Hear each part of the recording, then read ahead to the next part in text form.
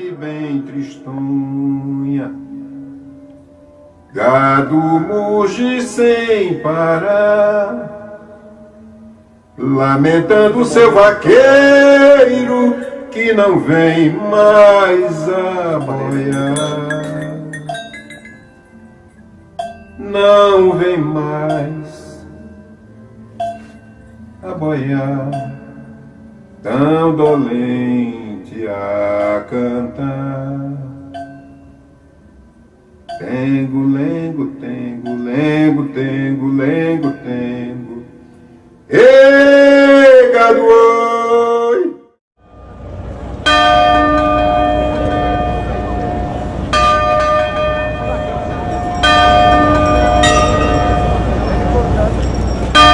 Para hoje, eu procurei e encontrei um mote no livro ainda inédito, cujos originais estão com a família, e eu achei muito oportuno.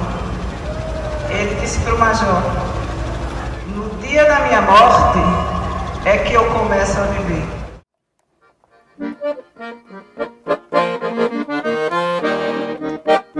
Para mim é muito simples. Porque Nelson Barbalho cuidou dos direitos do homem. Brigou, discutiu, debateu, lutou. Ele começou com Caruaru, né? Pegava esses dados do papo. Era o caráter dele, era a personalidade dele. Puxa vida, faz tantos anos que eu não vejo o Nelson.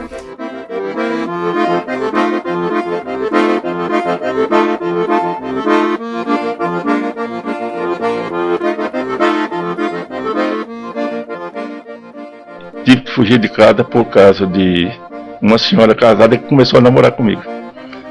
Aí, em vez de ser o marido dela que se zangou, foi meu pai que disse que eu estava desrespeitando a família porque nunca tinha acontecido isso. Aí minha vida teve uma guinada de 180 graus, porque eu tive que fugir de casa.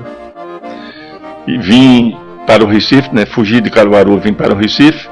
E aqui fiz um concurso, tirei em primeiro lugar e fui nomeado fiscal de contribuições previdenciárias do Instituto Comerciário, o antigo IAPC, para a cidade de Campina Grande. Em 1942, no dia 10 de março, foi o dia da portaria que Getúlio Vargas assinou, me nomeando para a agência de Campina Grande, que eu nunca tinha saído de Pernambuco.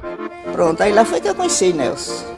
Conheci, casou logo, ele estava lá sozinho, a família tinha ficado aqui em Caruaru.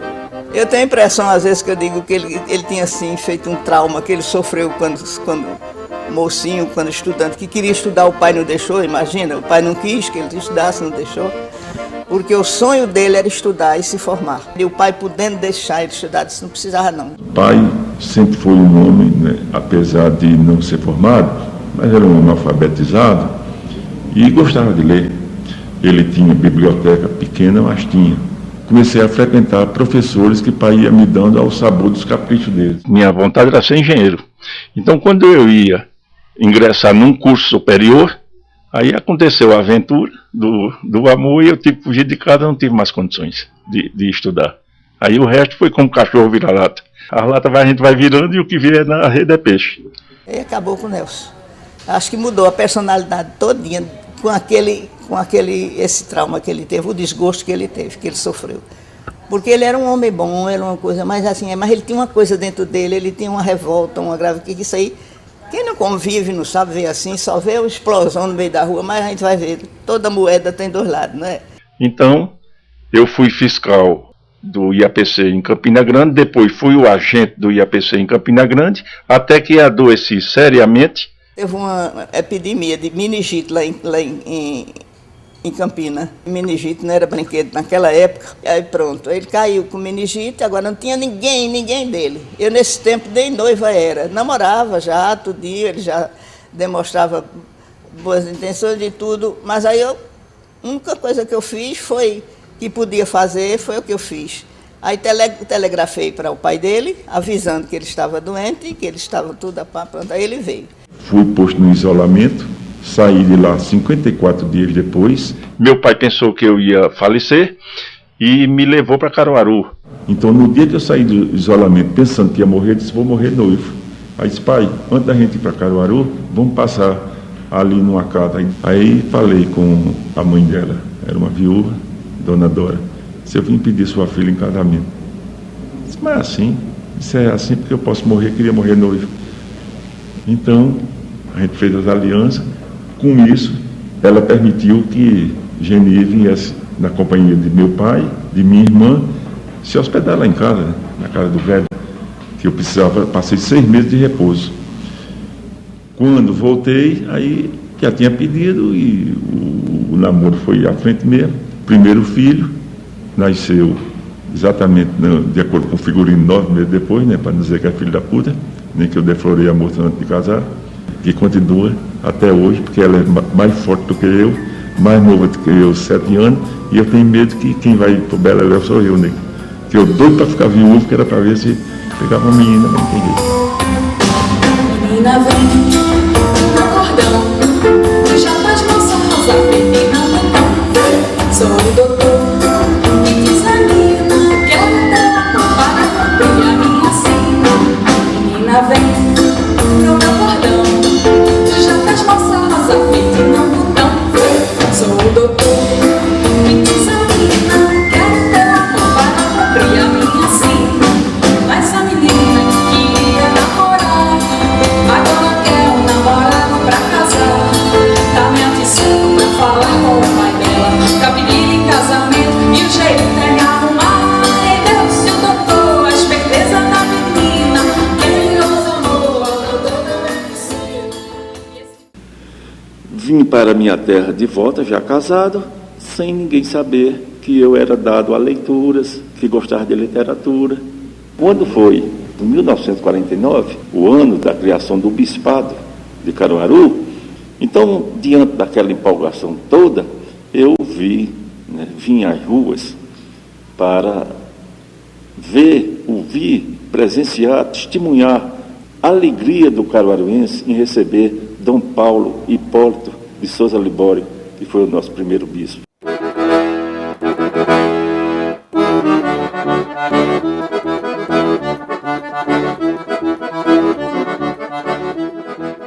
Havia de tudo na festa. Gente que só poeira nas ruas. Caras estranhas de fora, caras velhas da terra. Muita gente e muitos palpites também. Zé Fortuna, baseado apenas em sua imaginação fértil, assegurava batendo na caixa dos peitos. Entre a instalação do bispado, preparativos, festejos, gastaram mais de 2.000 contos de réis.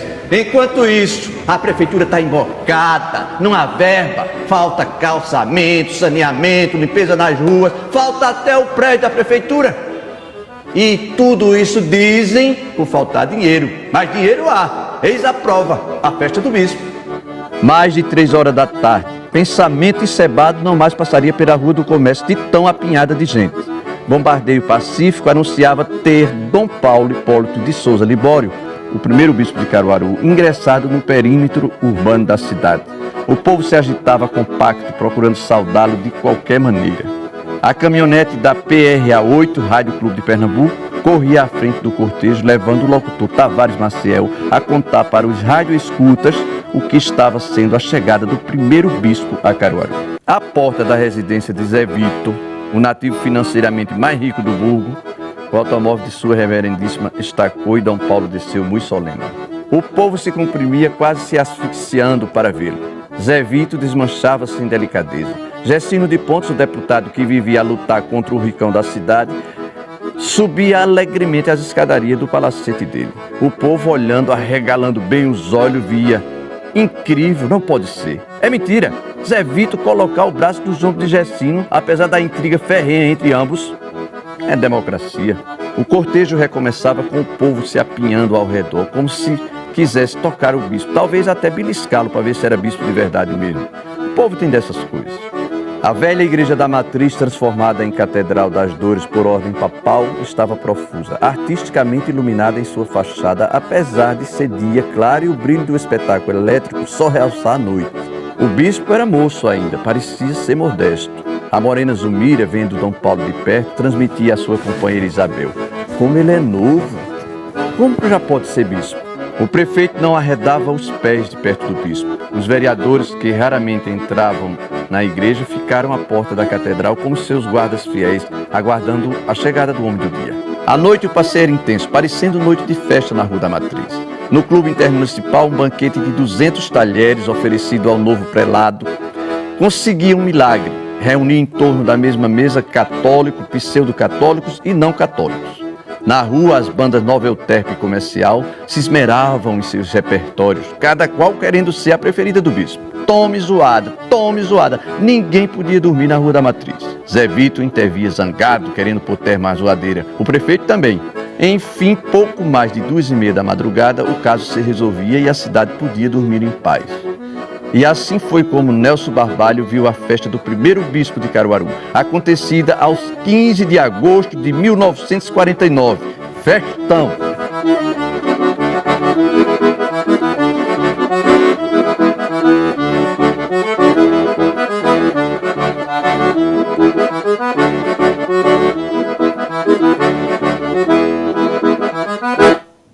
Daí surgiu o meu amor, né? O meu interesse em retratar não só a minha infância, através daquelas crônicas, como a história de Caruaru.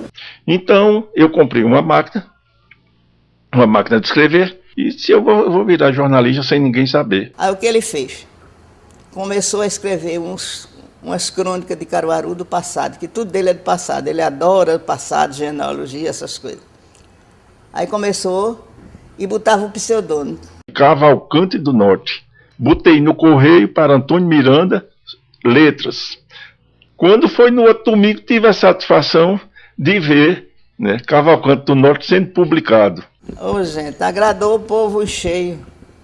Todo mundo ficou louco pela escrita dele. Então, tomei gosto. Durante 6 meses, ninguém sabia quem era Cavalcante do Norte. A refolia para tudo saber, descobrir quem era que escrevia. Porque as coisas dele escrevia do passado, e ele era jovem ainda, né, naquele tempo. Aí dizia, ele só pode ser uma pessoa mais velha que passou por isso. Mas nada, foi ele. Ele lembrava da infância dele, dessas coisas, e escrevia o que passou. Aí eu ia para o meio das conversas lá de jornalista, que ninguém me conhecia como jornalista, só me conhecia como fiscal. Aí eu ouvia Miranda e dizia, Miranda, quem será esse? Eu sei, esse para mim é Henrique de Figueiredo. E assim eu fui levando durante 6 meses. Todo domingo saía nos jornais as crônicas. Depois de uns quase 6 meses ele escrevendo Cavalcante do Norte. Caí na besteira de dizer, um dos personagens meu, que ele estava liso que só busto de menino novo. Então eu mandei um dos trabalhos dizendo que um personagem dizia que estava liso que só busto de menino novo. E fui para a Rua da Matriz, como fazia sempre, conversar, né? Eu avisto o Nelson que vem pela rua. Ele vem se dirigindo para cá. Ele se aproximou, aí começou a conversar comigo. Aí Miranda disse, no boteco do Treme-Treme, disse, paga aí um café pequeno. Ele disse, eu não, que eu estou liso que só busto de menino novo. Ele... Você é Cavalcante do Norte. Ele disse, que história é essa? Você está com conversa besta, rapaz? Não faço não. Eu digo, você é Cavalcante do Norte porque você disse isso. E eu me lembro mais de outras coisas que você... Mas ele deu uma risada. Disse, rapaz, eu sou Cavalcante do Norte. Então, eu descobri quem era Nelson Barbalho, sendo Cavalcante do Norte. Aí identificou. Aí eu me desmoralizei e passei a escrever com o meu nome. Quando todo mundo soube que era Nelson Barbalho, aí Zé Carlos Florencio chegou, me chamou para colaborar em Vanguarda. Aí eu passei a colaborar no Jornal de Pedro de Souza, o Jornal de Caruaru, no Ditador de Larena. Nelson foi evidentemente e essencialmente um jornalista, polêmico, como já frisamos, ferino, para retratar a sociedade caruaruense, para escrever em diversos jornais semanários de nossa cidade sobre a história de Caruaru. Então, no Jornal do Agreste, eu tomava conta de 3 ou 4 sessões, mais uma especialmente sobre Caruaru, sobre o passado, chamada Você Sabia Que?, onde eu só tratava de assuntos de Caruaru. Foi aí que eu descobri que Caruaru tinha se convertido em cidade em 18 de maio de 57, coisa inédita, ninguém sabia na época. Então, quando foi no dia de domingo, eu botei, você sabia que Caruaru, né, foi elevada à cidade pela Lei 416 de 18 de maio de 57, no outro dia, o prefeito mandou me chamar, perguntando se era verdade. Naturalmente não ia botar mentira.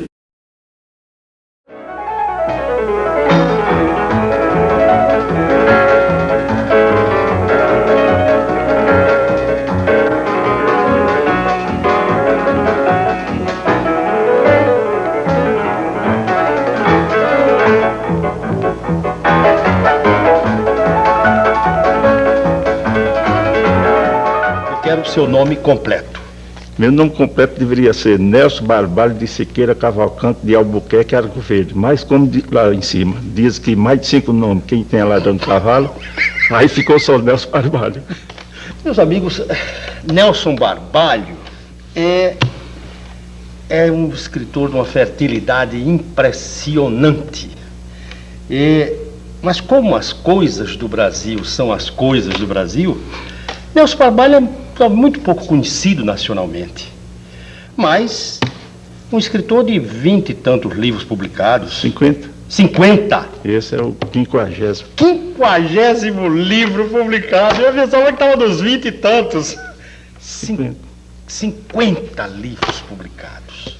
Em 1931 apareceu Zé Lins do Rego, com a sua literatura e os seus primeiros palavrões. Foi a primeira vez que eu vi num livro você dizer filha da puta. E eu sofro influência disso. Até hoje que você veja que meu livro, eu nunca consegui me libertar do palavrão, da simplicidade de retratar o meu povo, a minha gente, a maneira que ele é. Porque se eu disser que Vossa Missê está fazendo isso, eu estou mentindo, porque o nosso matuto não diz isso. É tu sois, tu vai. E isso vem uma influência dos 12, 13 anos, quer dizer, de 1930 e 31, quando a gente descobriu o Lins do Rego, logo em seguida Jorge Amado. Então aparece o País do Carnaval, né, que isso ficou dentro de mim, que eu terminei fazendo um livro, País de Caruaru.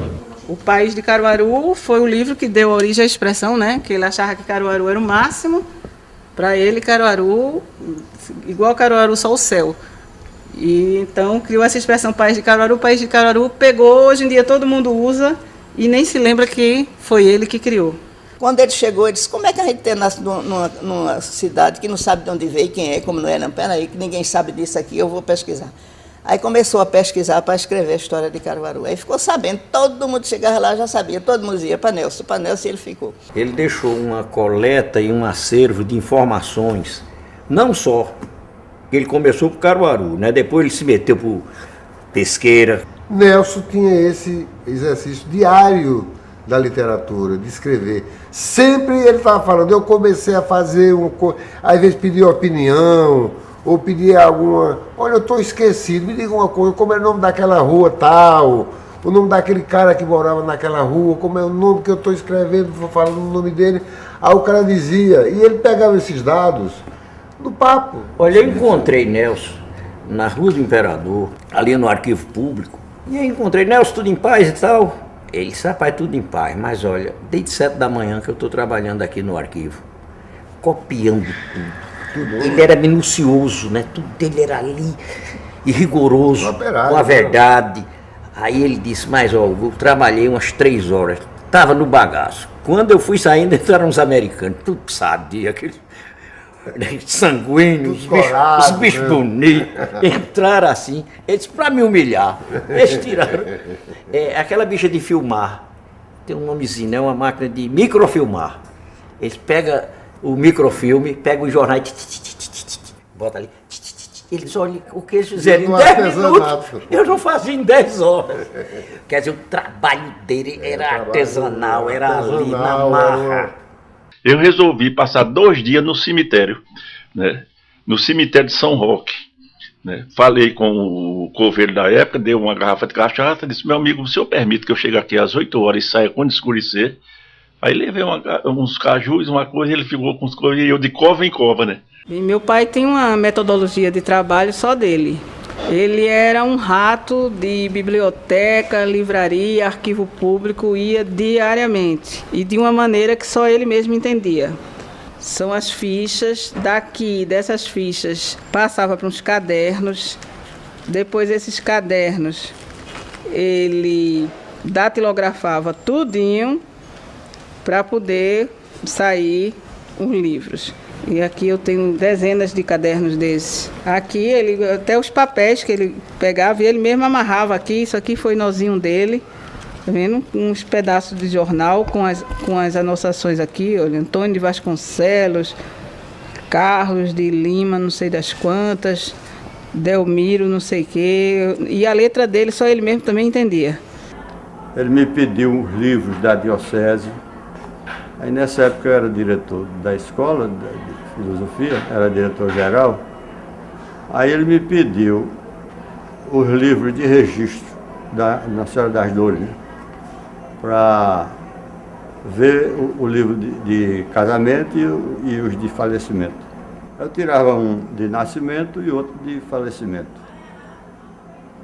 E casamento também. Aí mandava para ele, que ele levava era a própria Kombi da faculdade. Aí ele marcava o dia de mandar buscar. Quando eu mandava buscar, já mandava outros.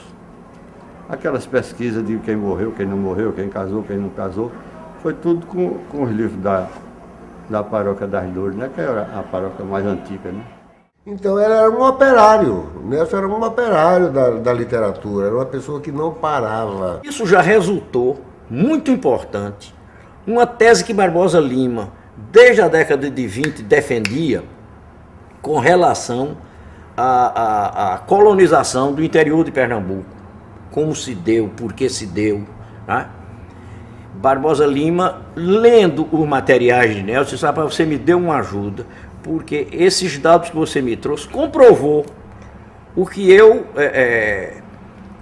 intuía, eu achava que teria sido assim, que era uma posição até que se chocava com, meu Deus, aquele historiador cearense, Capistrano de Abreu. Barbosa Lima Sobrinho divergia na interpretação da colonização do Nordeste com o grande Capistrano de Abreu. E aí Barbosa disse, olha, vendo os materiais de Nelson Barbalho, hoje eu sei que a minha tese é muito mais correta do que a de Capistrano de Abreu. Quer dizer, até numa questão dessa ordem, a pesquisa de Nelson é importante. E Nelson teve uma ligação com a gente através do teatro.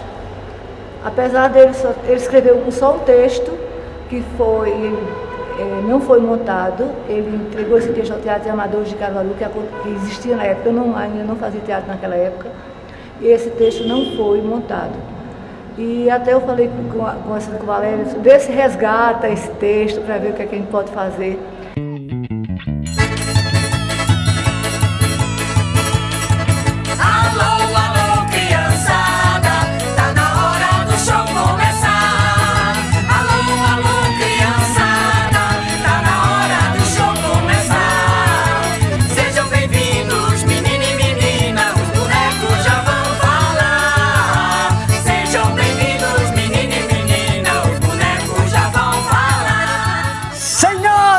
Senhores, o Teatro Garagem Mamuceba apresenta Cururu, a capital da peste. O surpreendente Nelson Barbalho escreveu esse texto em 1957, uma sátira ao centenário de Caruaru, a capital do Agreste. Texto, até agora inédito, foi escrito para ser ensinado pelo Teatro Experimental de Arte, TEIA, de Arari Marrocos e Agemiro Pascoal. O Teatro Garagem Mamuceba tem a honra de apresentar uma das suas cenas e bom espetáculo! Os bonecos já vão falar. Sejam bem-vindos, menino e menina, os bonecos já vão falar. Seu Nelson Barbalho, então o senhor, como dono da história de Cururu, podemos esclarecer de onde veio o cururu? Quer dizer, uns dizem que o cururu vem dos bezerros, outros dizem que o cururu vem dos bonitos. A confusão é grande. Só o senhor pode esclarecer. Então, que é que o senhor diz disto? O cururu vem dos bezerros ou do bonito? Bem, de acordo com meus altos estudos meteorológicos, estratosféricos, esputiníquicos, iluníticos, cósmicos e astrais, o cururu nem vem dos bezerros, nem vem do bonito. O cururu vem da beira do rio. Morou ou boiou? Morei e não boiei. Até mais, viu? Até mais, até mais. Até mais. Eita, homem sabido da gota, rapaz. Só sendo de cururu. Além da historiografia oficial, ele se embasou muito no cotidiano da cidade. Então, a sua obra, além de ser material, ele transpôs isso para os seus livros, mas ela tem um valor imaterial muito forte, porque ele registrou o cotidiano, ele registrou tipos humanos que, sem o seu registro, a história dessas pessoas teriam se perdido décadas afora. Esse cotidiano, esse dia a dia, essas histórias pitorescas e picarescas da Feira de Caruaru, da Rua da Matriz, do Café Rio Branco, o Senadinho, como se costumava referir-se àquela área, é isso, na verdade, que constitui a grande coxa de retalhos, que é a história do cidadão comum, que é, na verdade, que constitui a base de uma sociedade, a história do seu povo, e não apenas a história oficial. Nelson Barbalho é um historiador importante para a história de Caruaru. É nos livros dele que o pesquisador, o aluno, o caruaruense encontra os marcos históricos, os marcos cronológicos da história de Caruaru. É um nome que tem ressonância, repercute dentro da alma nossa. Que vive fosse, estaria necessariamente, por mérito, não por compadrio, aqui na Academia Pernambucana de Letras, enriquecendo, valorizando e enaltecendo essa casa de letras. A contribuição de Nelson para a história de Caruaru, eu acho que é única, porque ele foi das pessoas que fizeram não só literatura, mas escreveram de modo geral em Caruaru, os Condés, o Álvaro Lins. Todos esses e outros escritores não tiveram o trabalho que Nelson teve. O trabalho de Nelson como pesquisador da história de Caruaru é único. Não existe nada em Caruaru que se compare, que se iguale ao que Nelson Barbalho fez.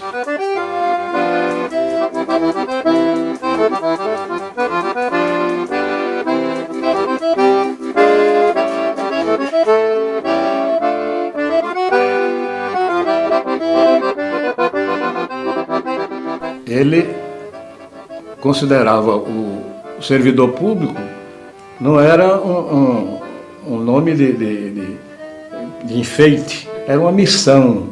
Servidor público é, como o próprio nome diz, você está a serviço da população, a serviço do público. E ele levava isso muito a sério.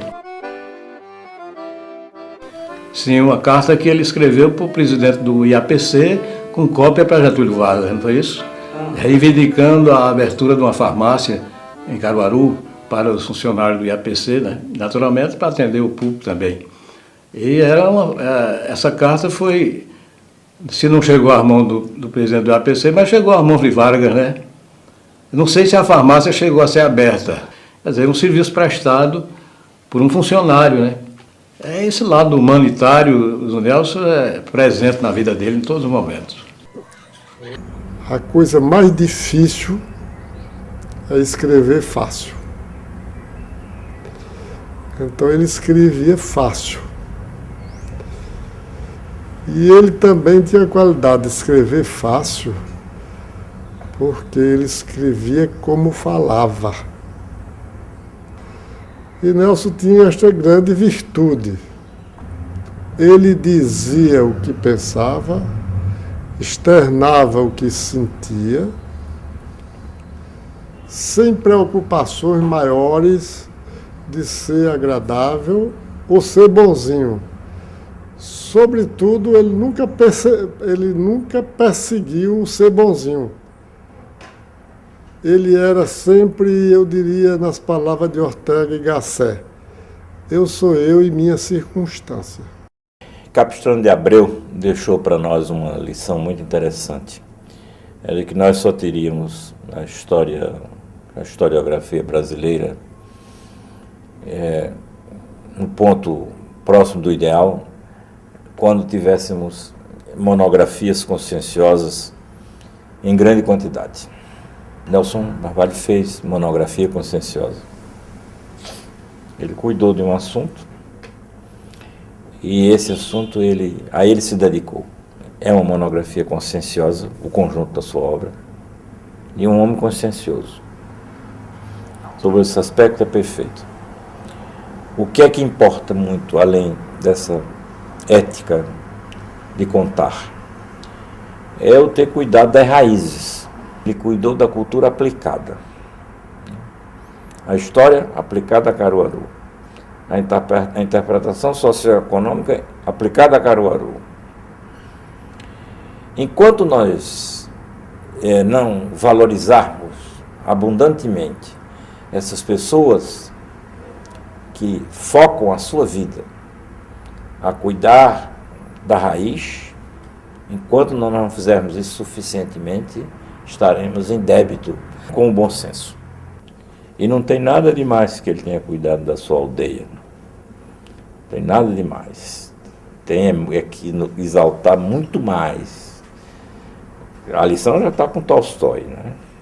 Se você quiser compreender o mundo, compreenda a sua aldeia. Foi o que Nelson fez. Nelson acabou cidadão do mundo porque foi cidadão da sua aldeia.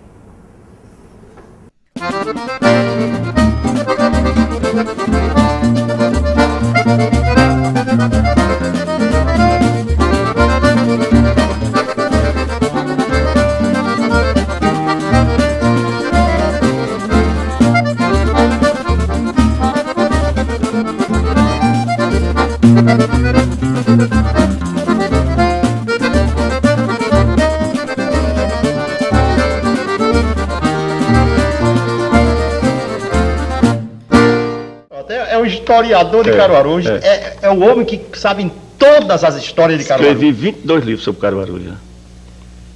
Sobre Caruaru. Agora eu tenho vários livros seus de outros municípios, você né? tem a Cronologia Pernambucana. Cronologia Pernambucana. 16 volumes publicados, 100 já arquitetados e 50 datilografados. À espera de editor. Espera que 100? É uma obra em 100 volumes. Cronologia sobre todos os municípios do Agreste e do Sertão. Me considero um fracassado, porque fiz dando ao Estado para que o Estado distribuísse entre as escolas, porque é um absurdo. Eu viajei, eu conheço Pernambuco todinho, que eu fui 42 anos fiscal de Previdência, indo em tudo quanto era biboca, tudo quanto era vila, povoado de cidade. Então lá verificava que a mocidade, como ainda é hoje, não conhece a história, conhece tudo quanto é do faroeste norte-americano. Conhece. Os artistas, os bandidos, tudo. Agora, da nossa história... Da nossa história não conhece nada. Sabe muito mal que Pedro Álvares Cabral descobriu o Brasil. Muito mal. Né? É isso mesmo. E então eu tive aquela ideia ainda quando eu trabalhava. Disse, um dia, quando eu tiver tempo, vou começar as histórias de todos esses municípios. E eu, daqueles lugares pelos quais eu passava, fui trazendo, recolhendo material e botando em ordem cronológica. Você toda a vida foi um pesquisador, né, Nelson? Foi. Toda a vida. No Jornal do Agreste eu fazia aquela sessão, você sabia que? Você sabia que? Me lembro? Tenho em casa. Tenho em casa. Pois é. Toda a vida você foi um homem de procurar documentos, Foi. Estou fazendo um livro de 800 páginas chamado Siqueira de Pesqueira, que é exatamente a minha família. Então eu recolhi material para este livro, para esta obra, durante mais de 10 anos, tudo quanto foi de Siqueira, a Siqueirada todinha, né? Por incrível que pareça, todo Siqueira é Cavalcante. Todo Cavalcante, aqui em Pernambuco. Todo Siqueira é Cavalcante, todo Cavalcante é Albuquerque. Então Pernambuco, civilizado, desde 1535 vem sendo dominado pelos Albuquerque, pelos Cavalcantes, pelos Siqueira. Aí, às vezes, o jeito não tem um nome, porque vai casando, pega o nome da mãe, pega outra coisa. Mas lá na origem... Se você eleger Jaba Vasconcelos, ele é Albuquerque, porque vem de Brites Mendes de Albuquerque, que casou com Arnaud de Holanda, e tiveram os filhos que casaram com a filha de Felipe Cavalcante. Se você... Joaquim Francisco nem é Freitas Cavalcante, é do Vale do Sirigi, ligado aos Siqueira de Cavalcante de Pesqueira. Então, que coisa. É uma família que... Agamenon, meu filho, Agamenon, a filha casou com Armando de Queiroz Monteiro Filho, Armandinho. Armando de Queiroz Monteiro Filho é casado exatamente com uma filha de Dona Amélia de Siqueira Cavalcante, que vem dos 20 de Pesqueira. Então os filhos têm Queiroz Monteiro, mas são Siqueira Cavalcante. Quer dizer, então é a mesma família. Que coisa, se é Cito Sampaio casada com Dulce Souza Leão, cujas origens são a de Pesqueira. Siqueira de Pesqueira. Isso está tudo no livro. É entrosado. É Telvino Lins de Albuquerque. Quase todo governo. Quer dizer, Pernambuco antigamente era terra Cavalcante, terra dos Cavalcantes. Terra de Albuquerque. Nunca deixou. As brigas são intestinas, são brigas de família. Marco Antônio Maciel. A origem, Rego Maciel, Rego do Couto, do Brejo da Madre de Deus. O pai dele é o nome do estado de Santa Cruz. Eita, meu Deus. Tá tudo dentro. Vai conversar com você. Qual foi o seu primeiro livro, Nelson? Nelson Barbalho, escritor, começou em 1968. Eu sou de 18 e cheguei aos 50 anos, donzelo como escritor, né?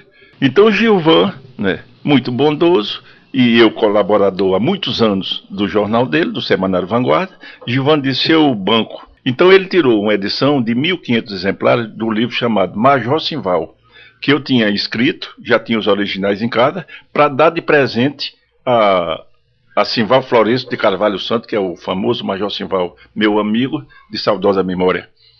E fui avisar a Simval, foi um livrozinho, uma edição, né, cheia de erros de revisão, modesta, mas foi lançado no dia de Natal de 1958, à tarde, com banda de música, gente que entupiu mesmo a rua 7 de setembro, e o resultado, né? Major Simval presente e tanta gente que surpreendeu. Foi 68, a época do AI-5.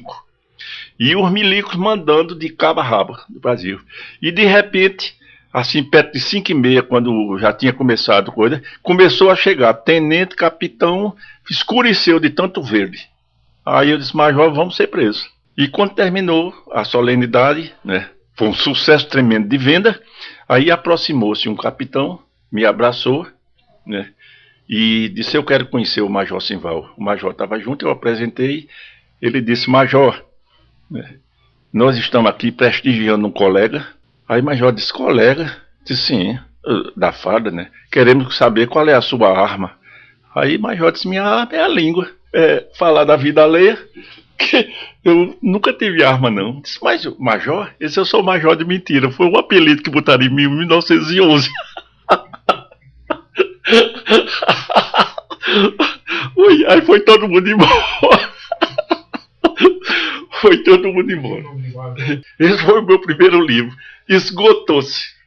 Hoje é uma raridade, né? Ele era satírico, improvisador, Câmara Casculinho, quando conheceu por meu intermédio, disse: este é o maior improvisador do Brasil. Ele era uma coisa... Impressionante, né? Uma coisa...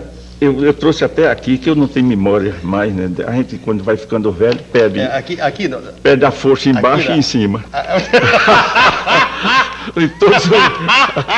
Ai, meu Deus, Nelson. Aqui tem um mote do Nelson Barbalho. Ele diz: é preciso ser honesto para se vencer nesta vida. Exato. Olha o improviso do Major. Mesmo sendo bem modesto, não basta a simplicidade. Para vencer de verdade, é preciso ser honesto. Eu mesmo não sei se presto, nem se vale a minha lida. Só na hora da partida aparece o resultado, quando se cumprir o fado para se vencer nesta Exato. Vida. Você veja. Que o Major, vou lhe contar um episódio do Major. O Major foi casado 3 vezes. Na última vez que ficou viúvo, já estava com 80, já era 80. E a farmácia francesa, ele trabalhava e dormia em cima. Então, até 6 horas, quando o comércio fechava, ele tinha sempre um camarada, um freguês para conversar. Mas quando ele fechava as portas, que subia, pronto, acabou-se. A terceira mulher tinha morrido, os filhos e os netos e os bisnetos, todos longe. E o homem ficava sozinho, né? Sozinho. Quando foi um dia, eu cheguei lá e disse, vou mudar. Ele vai mudar para onde, Major? Eu disse, para a zona, para o Almirante Barroso. A zona da mulher. Eu disse, virou o quê, né? Ele disse, não, vou explicar. De noite vocês, cada um tem sua mulher, não sei o quê. Eu não tenho ninguém. Não havia televisão naquele tempo. Aí na zona, exatamente 9 horas que começa a animação. Aí alugou a casa do Almirante Barroso. Foi para o Almirante Barroso? Foi para o Almirante Barroso. A gente ia toda noite tomar comer umas casquinhas de coisa, tomar umas viritas, não sei o que com ele, né? Primeiras letras você estudou onde? Primeiras letras foi com minha irmã de Janeira, porque pai era brabo que só um siri numa lata. Era brabo. Era brabo. Era. E de Janeira era um pouco mais velha do que eu. Quando ela, né, já sabia ler e escrever, pai disse, ensina seu irmão. Ensinar, ela também aprendia piano, né? Ela é uma das fundadoras, uma das alunas fundadoras do Conservatório Pernambucano de Música. E disse, você ensina seu irmão a ler e a tocar. Então a primeira professora foi ela. Mas como eu não respeitava irmão, você sabe como é, né? Na presença de pai eu respeitava, mas quando eu não respeitava, ela queria me dar cascudo, a gente brigou. Aí pai me botou na escola de Augusto Tabosa. Augusto Tabosa. No Beco da Farinha. Poeta espetacular. Aí neste livro eu dedico uma página a ele. Poeta espetacular. Poeta espetacular. Um dos maiores sonetistas do Brasil em sua época. Impressionante. Era. Augusto Tabosa era mesmo, não é? Exato. E o professor brabo que só diabo. Brabo. Não era? E eu, depois de rapaz, ele tinha 2 cursos. Um na infância, um para os meninos de manhã e um para os rapazolas à noite. Eu depois voltei para os rapazolas e tomei liberdade com ele. Até na zona a gente foi junto. Até na zona? Até escondido de Dona Ernestina. Aí bagunçou tudo. Nelson Barbalho. Nelson Barbalho, que coisa. Nelson Barbalho era um grande escritor. Era um cara que escrevia bem, fazia crônicas boas. E ele era um cara que estava em todos os setores da sociedade. Ele não escrevia para determinada facção da sociedade. Nelson não era um cara snob. Nelson era ele. O que ele queria escrever, ele escrevia com as palavras dele. Se tivesse de esculhambar, ele esculhambava. Se tivesse de elogiar, ele elogiava. Me diga uma coisa. No total, publicados você tem 50 livros. Sim. Em fase de publicação, quantos? Prontos para publicar? Prontos para publicar, eu tenho uns 100 já prontos, datilografado, esperando o editor, que é a coisa mais difícil no Brasil, editor, que é preciso que a gente bajule. Mas o cara que tem 50 livros Sem publicados bajular. e ainda é difícil. A cronologia parou nos 16, no começo do governo de Dr. Miguel Arraes. Eu mandei os 16 para ele e fiz uma carta, dizendo que não recebia nada, a não ser a minha cotinha de 100 exemplares. Pois é. Né? Natural, que eu não vivo disso, não vivo de direitos autorais, então era uma contribuição que eu estava dando ao meu povo do interior. Mas doutor Arraes, ele lê jornal, livro, não sei se ele já leu, mas vamos. Não se interessou. Pois é, isso é assim mesmo. Isso é o Brasil. Então Nelson foi uma figura que, para alguns, achava que Nelson era comunista. Para alguns comunistas, achava que Nelson Barbalho era um reacionário. Para outros achava que Nelson era religioso, carola. Para outros achava que era um ateu. E assim essa figura de Nelson Barbalho, ele era como uma espécie de uma filigrana, ou então um próprio tapete persa, em que você vai modelando sem saber o que vai terminar, e no fim dá essa beleza que é o tapete persa. Que eu duvido que o tecelão, que começou a tecer o primeiro fio, ele tinha imaginado o final do tapete, a beleza que surgiria. Assim era a personalidade de Nelson, tá entendendo? Cada um dizia uma coisa, mas ele. Era Nelson, era autêntico, era aquilo mesmo. Nunca tive mágoa de Nelson, nem Nelson nunca teve de mim. É tanto que ele me escrevia. Quando eu recebi as cartas de Nelson Barbalho, para mim, vivia numa clandestinidade, numa vida de cachorro que eu vivia, que eu via as cartas de Nelson em minha mão, era um presente, a coisa maravilhosa que eu tinha em minhas mãos. Era Nelson Barbalho. Ele adorava escrever cartas, comunicava com os amigos do Brasil inteiro. Tinha alguns que as cartas eram semanais. Tem cartas de Drummond, tem cartas de Câmara Cascudo, de Antônio Vilaça e tantos outros escritores intelectuais do Brasil todo. Às vezes pego em teus livros e releio os capítulos mais palpitantes. É como se pegasse entre os dedos um pedaço de barro com que eu fazia quando criança bonecos na beira do rio e sinto o cheiro de Caruaru. É pena, Nelson, que existe ainda gente como tu, cheio de amor às tuas origens e tão injustiçado. Isso é verdade. O que o Nelson ele escrevia para mim, ele mostrava que sentia mágoa, né? Porque ele nunca foi reconhecido como devia. Reconhecido ele era reconhecido, mas como devia ele não era reconhecido.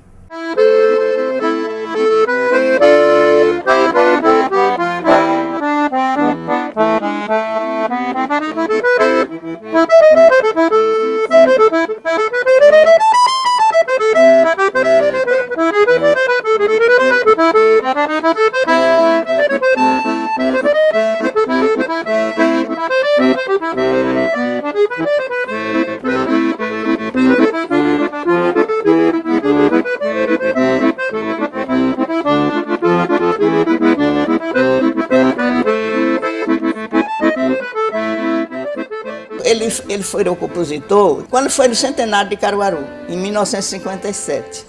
Sua primeira música gravada foi Capital do Agreste. Capital do Agreste o outro foi lado, feita... 78? 78, o outro lado, Feira de Caruaru. De Onildo Almeida. Nós fizemos aquilo no Café Majestic, de ali em chamado Goiabana, Goraeb, né, um libanês muito amigo. Muito amigo. Durante 45 minutos na manhã do dia 12 de fevereiro de 1957, o ano do centenário de Caruaru. Foi exatamente porque ele não me conhecia, Onildo Almeida. Eu estava jogando uma partida de sinuca, uma nega maluca me apareceu, foi Luiz Gonzaga. Aí Onildo disse, olha quem está ali na calçada. Eu olhei, Luiz Gonzaga, né? Ele quer falar com você. Eu digo, agora eu não posso, estou jogando uma partida de 10 mil, é sangue.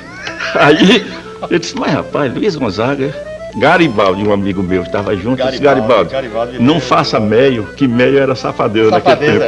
Não faça meio e vê se ganha essa partida que eu vou conversar com o Luiz Gonzaga. Aí fui.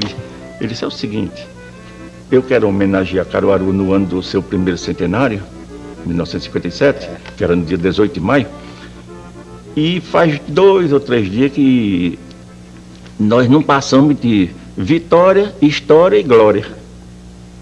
E a gente não sai disso, não está dizendo nada, né? Porque é uma cidade da vitória, porque tem a sua glória e a sua história, e não sai disso. Aí Onildo se lembrou que o senhor já escreveu aqui, você sabia que, né, sobre o passado de Caruaru, tudo. E conhecia as coisas, aí então vamos sentar. A gente sentou numa banca do Café Majestic, pediu-se uma cerveja por conta dele, naturalmente, que ele pagava tudo, que sempre teve espírito de coronel. Pagava tudo. Aí disse, olha, nós queríamos, comecei a dar nome de personalidade. Eu disse, não, eu queria Versejado. Disse, meu amigo, eu nem a cabeleira de poeta tenho.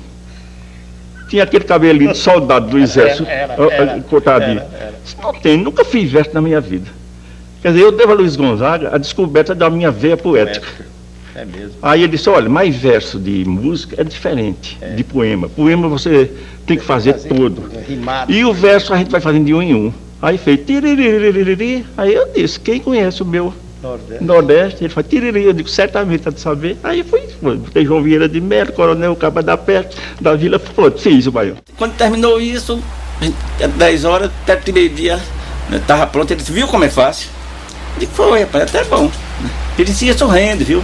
Então a gente se despediu, eu cheguei em casa, disse a Genides, mas eu fiz uma música. Disse, música de quê? Eu disse, com o Luiz Gonzaga.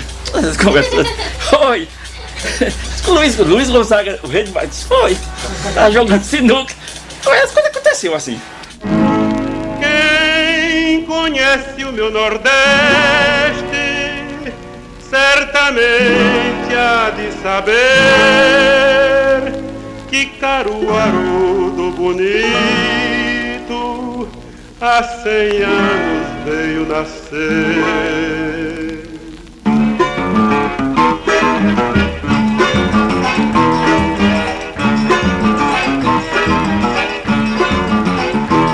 Da fazenda Cururu, povoado se tornou.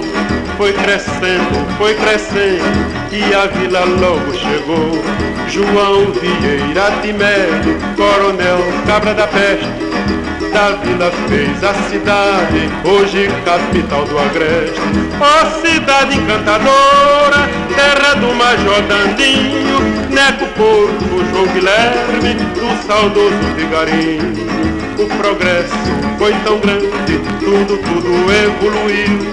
Tens escolas, tens abrigos, também hospital infantil. As igrejas são tão lindas, habitantes mais de 100 mil. Pedaço de Pernambuco, orgulho do meu Brasil. Ó cidade centenária, és bonita, és lendária. Teus caboclos estão cantando, não há terra como tu. Quem está longe está chorando, longe de Caruaru. O centenário era no dia 18 de maio. Quando foi no fim de abril, aí chegou a primeira remessa do disco. Um lado, Feira de Caruaru, foi a estreia de Onildo Almeida, e o outro, Capital do Agreste, foi minha estreia. A cidade, todo o disco, rapaz, na primeira semana todo mundo queria, que foi, não teve hino da cidade. O hino da cidade ficou sendo o Capital do Agreste, né? Então as bandas de música aprenderam logo a tocar, e de noite na retreita, coisa, e o povo chegava nos cafés, rapaz, estava me sentindo até Luiz Gonzaga. Rapaz, era.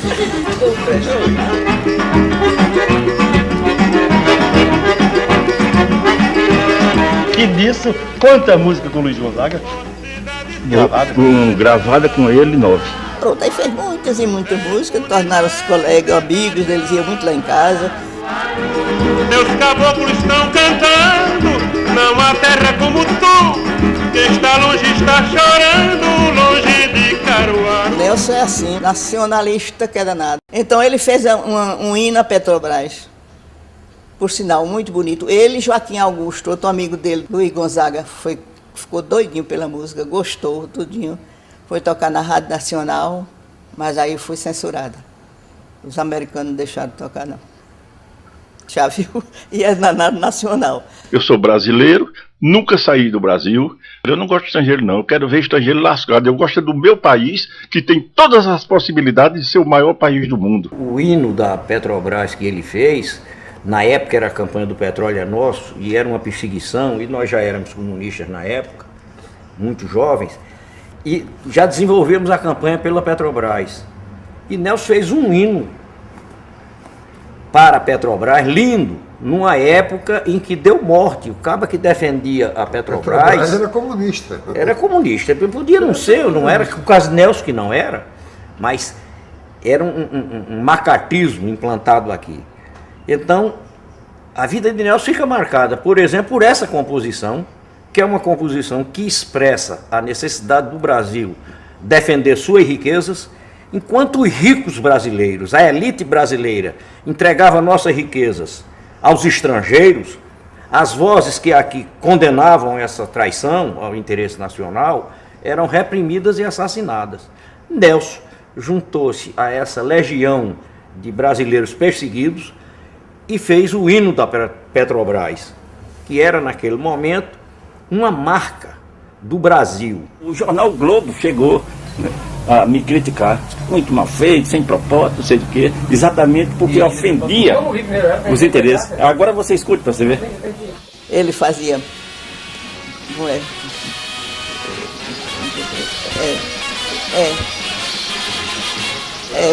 Brasil, Brasil, tu vais prosperar aqui, vai com a Petrobras. Vais crescer ainda mais com a Petrobras. Vais crescer ainda mais. E disse, agora a coisa vai mudar, o sangue da terra vai jorrar, que era o petróleo, né? Então isso ofendia, tocava, porque ia popularizando. Esse disco chegou nos alto-falantes do Maracanã, num jogo da seleção com o time da Inglaterra, o Arsenal, tinha 150 mil pessoas no Maracanã e se levantaram tocando esse disco. Nelson fez a música como fosse assim, agora ninguém se metia e a Petrobras ia para frente porque os brasileiros iam reagir, sabe? Depois foi tudo censurado, ninguém tocou mais, ninguém falou mais e ficou tudo calado. Agora, músicas, quantas? Gravada, uns 2 long play que fiz gravação com todo mundo. Agora, pronta só na mão de Helena, que Helena das Neves. Do Baião, Rainha do Baião. Rainha do Baião, Madame Baião. Madame Baião. E eu fiz para ela o gibão de couro. Porque ela é meu gibão de couro. Que era quem protegia Luiz Gonzaga, senão ele tinha ficado de esmola. Na mão de Helena, lá na Ilha do Governador, eu tenho entre chachado, baião, coco, embolada, 144 partituras prontinhas. Algumas com Gonzaga e outras com Joaquim Augusto, que você conheceu, Joaquim Augusto de Almeida. A última foi A Morte do Vaqueiro. Foi da morte de Raimundo Jacó. Ele passou 4 anos para gravar, toda vez ficava arrepiado. Porque aquilo foi uma tragédia. Esse Raimundo Jacó era um vaqueiro muito alegre, primo de Luiz Gonzaga, criado por Dona Santana, a mãe dele. Cria de casa. Então ele saía com 10, 12 cabeças de gado, um cachorrinho, como é comum, no rumo que tivesse água, né? E dessa vez ele passou 3 dias sem voltar. Então o cara, quando chegou, rapaz, montou num pangarézinho, quando chegou lá, o cadáver já estava com 3 dias, né? Tinha sido peixeirado, e o gado mugindo assim em torno, e os urubus querendo já, né, pela carniça, devorar o cadáver, e o cachorro não deixando, latindo, coisa, né? Então foi essa cena, esse o quadro. E Luiz Gonzaga, em 57, me contou essa história lá em casa, dizendo que gostaria muito de transformar aquela tragédia numa homenagem ao primo, a Raimundo Jacó.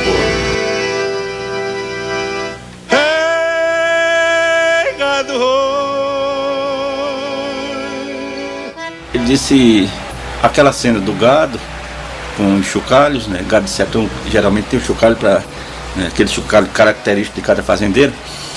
Então começou exatamente naquele, imitando o chocalho. Tengo, lengo, tengo, tengo, tengo, lengo, tengo.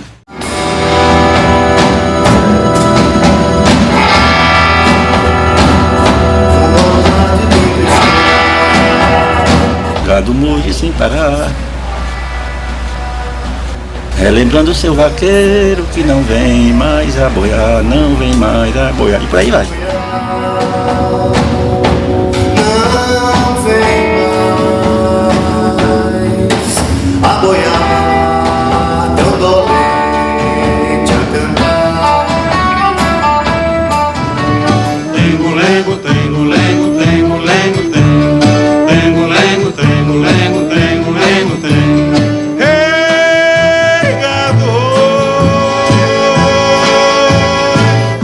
Aí passou bem 1 mês ou 2 e Luiz Gonzaga ia sempre lá em casa. Cadê Luiz? Não gravasse não. Não gravasse não. Aí ele disse, Nelson, eu vou te dizer. Já tentei tantas vezes a gravar essa música, mas eu não aguento. Quando eu começo, aí bato pra chorar, não tem jeito. Aí Nelson, tenha vergonha, nego, safado.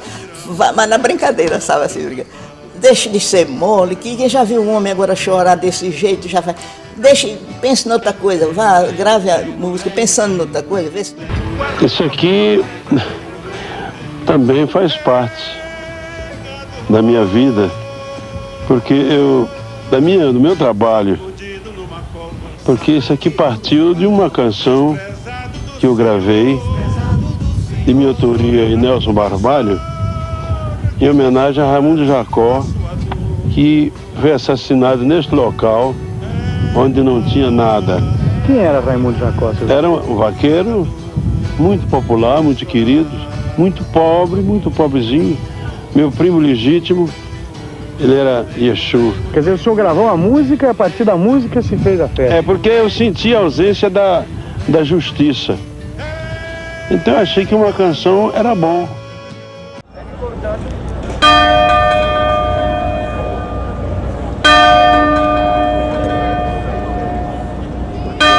Puxa vida, faz tantos anos que eu não vejo o Nelson. E quando eu soube da morte de Nelson, eu senti muito. Porque Nelson era uma pessoa muito boa. Nelson amanheceu o dia, quando eu vi, ele vinha do banheiro. Aí eu digo, gente, foi que deu? Que não passou a noite ruim, não dormiu direito, não foi? Ele disse, não. Não dormi direito, não. Eu não dormi nada. Eu digo, e por que você não me chamou? Eles, porque não adiantava chamar. Eu não sabia o que era que tinha. Era uma agonia que eu estava sentindo, um mal-estar, mas não era dor, não era nada. Eu ia te chamar para quê?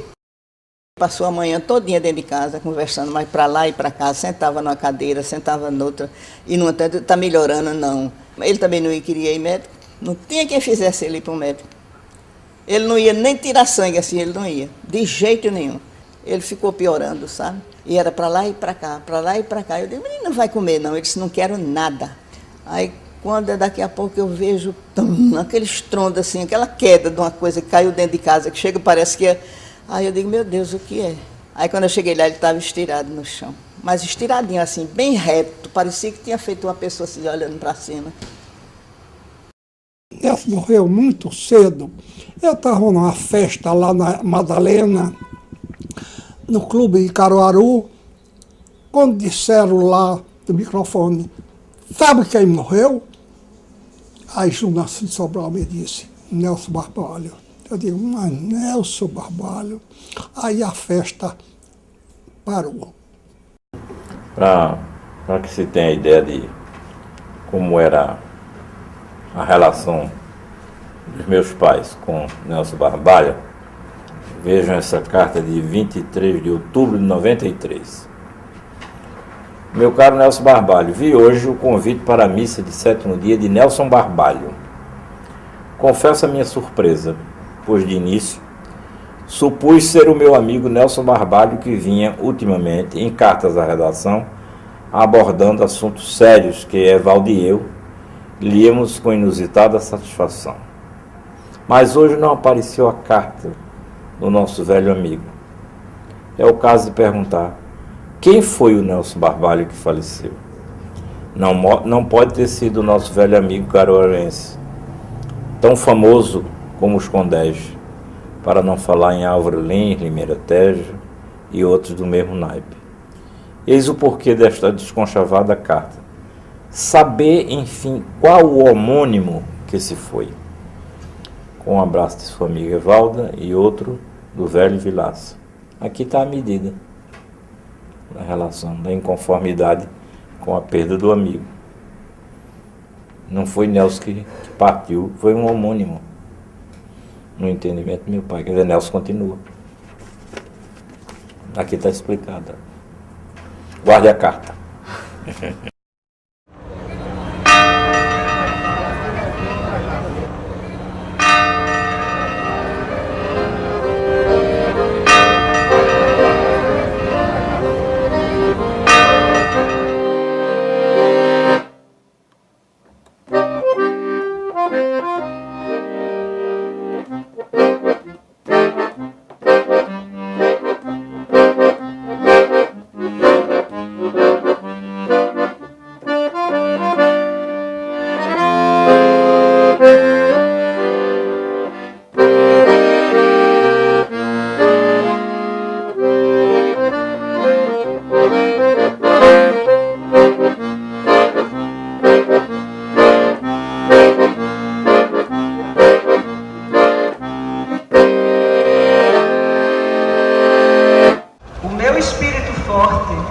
vai reviver no futuro, saindo do lodo impuro no dia da minha morte. Quando eu tiver essa sorte, será meu alvorecer, terminará meu sofrer na estreita campa funérea. Deixando a podre matéria, é que eu começo a viver. Então eu queria agradecer, fazer copiando também do livro dele, ele dizia que, como bom matuto, matuto não se conforma em dizer só um adjetivo. Quando quer dizer que está bravo, diz que está bravo que nem siri na lata. Quando quer dizer que está cheiroso, é cheiroso que nem mão do barbeiro. E assim vai. Então eu acho, hoje, essa cerimônia está bonita, feita imagem. Todo mundo está alinhado que nem meio fio. A família e a igreja está toda enfeitada que nem lapinha. A família está feliz que nem moça donzela quando arranja o primeiro namorado. E meu pai, que era caruaruense roxo, deve estar lá de cima, junto com os amigos dele, satisfeito que nem sertanejo com a chuva. Obrigada.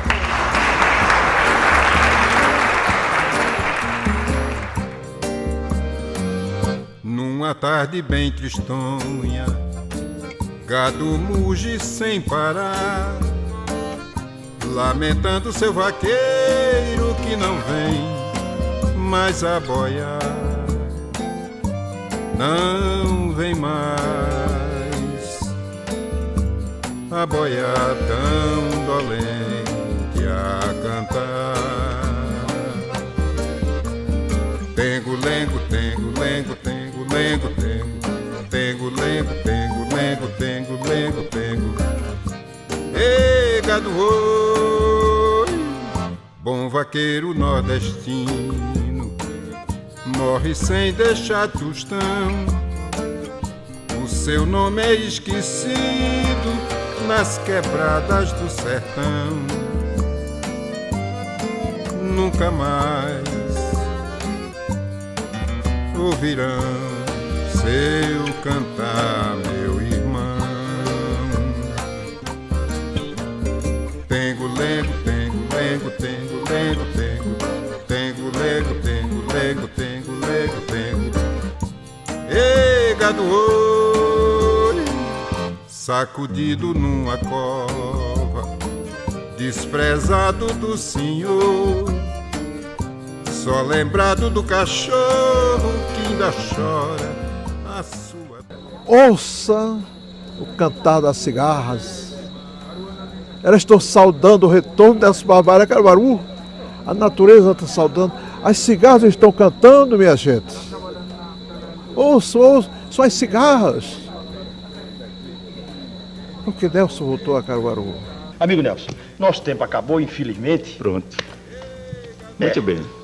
Pai, eu não vou nem lhe agradecer, não. Não vou agradecer, não. Tem que agradecer, não. Puxa vida, encontrar você é uma satisfação tão grande que, puxa, eu me lembro de tudo aquilo que a gente passou, viveu. É um passado. Junto. Mas a gente se reencontra, a gente vai fazer uma caçada lá entre as 11 mil vídeos para ver se elas são...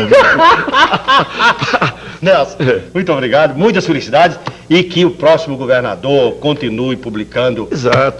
Ou então, se eu tiver um filho governador, porque aí eu mando nele. É muito jeito. Obrigado, Nelson. Felicidades. Tá, meu filho, tá. E eu deixo uns livrinhos aí pra você dar pro menino. Obrigado, amigo. Pronto. Nelson morreu de saudade.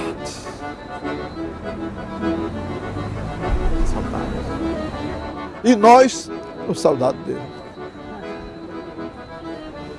Nelson devia ser reverenciado nas escolas, porque Nelson, além de pesquisador, ele era um historiador. Nelson, inclusive, é único. Tudo que se disser de Caruaru do passado, tem que rebuscar Nelson. Tem que ler Nelson Barbalho. Tem que invocar Nelson Barbalho para saber se é verdade. Eu nunca vi na minha vida uma pessoa se interessar mais pela terra dele do que Nelson Barbalho. Nunca vi. Ninguém. Eu acho que ninguém pode dizer melhor do que Nelson Barbalho essa lembrança que ele vai ficar para toda a vida, para todos nós. Eu acho que ficamos grato até o último dia que Deus nos encontra. Se esse novo mundo chega para a nova geração e a gente não conhece como a história de Nelson Barbalho, a gente está perdido. Criar é matar a morte, é marcar presença no mundo. Você ficará pelos livros que escrever e publicar. Vale o essencial. Os acessórios são secundários. Se houver mesmo outra vida, eu quero ser o que sou.